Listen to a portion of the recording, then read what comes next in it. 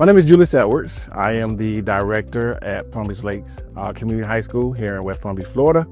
I am also the president of the Sunshine State Esports League, the affiliate league for NACEA and ISEA. Hi, I'm Michael Marrero. I am a teacher at Palm Beach Lakes High School in Palm Beach County, Florida. I am a teacher at the Scholastic Esports Academy at Palm Beach Lakes High School.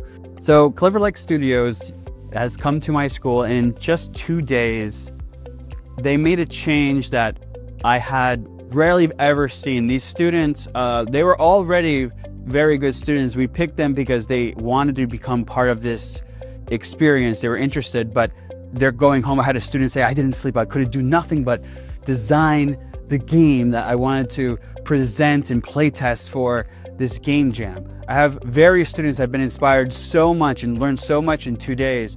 I think that this is something that should be replicated everywhere. And most importantly, I think that the effect to children is uniquely transformative, and it really opens their horizons. If they have a background at all using technology, they'll find it really intuitive. Ultimately, I think it's a fantastic, fantastic event. I think that people underestimate video games, and as a chess player, I challenged myself to learn the games that the kids were playing. And I have grown tremendous respect for the amount of technical knowledge and other skills that are developed through video gaming.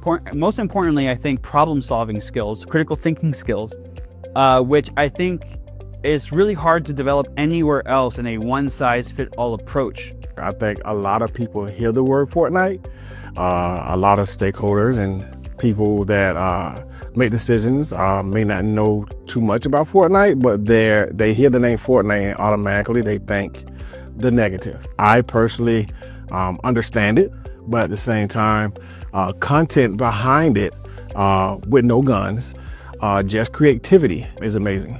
It connects the student with the industry, and it connects the values of what game design is and the disciplines, and it does it in a fun way.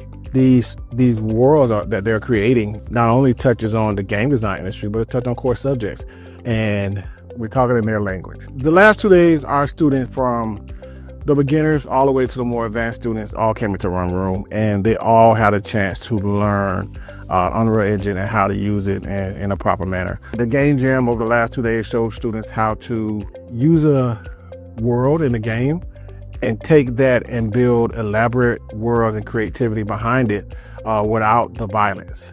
And they're having fun at the same time. They're tapping into their dreams. Dreams are being made today.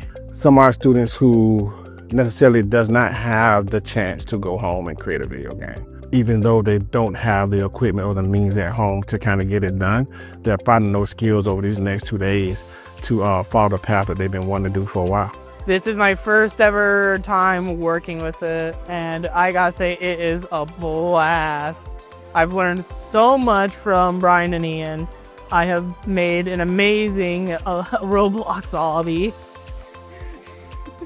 And everyone either loves it, rages at it, or both. I learned how to get my own custom textures into my game. So I was able to, that's how I was able to make it look more Roblox-like. I was able to make moving platforms and moving obstacles. And I was able to make a checkpoint system and an end game point, which overall I think was amazing. Starting off, I was really iffy about it. I was like, is this really for me? And as I gradually started to learn all these cool stuff, I'm like, oh, this is like really fun, and I can actually teach other people how to do this, which is really awesome. But I really like how I can sit there and bring my own creativity into the game and show everyone that this game is not only for me, but for everyone else. It's a really old game, one of the cool math games called The World's Hardest Game, and I recreated that into Fortnite.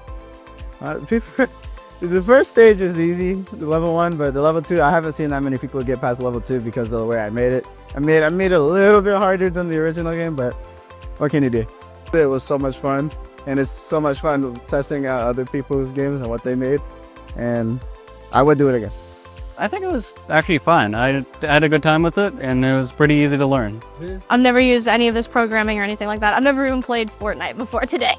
I was able to make a fully playable game that's an obby, so like parkour. So I was able to animate a lot of platforms, so there's a lot of moving parts. This is really fun. I've been with my friends. I've been having like a very chill time. Like this is it's not stressful. It's really fun and really hands-on, but it's not stressful. I really liked it because I learned a new thing on like, I can make something what I want. I can make games on Fortnite, or I can like create my ideas. I like it. If you're really looking forward to like going into technology, learning how to build maps, learning how to build your own game and stuff, I feel like this is for you and you should check it out right now.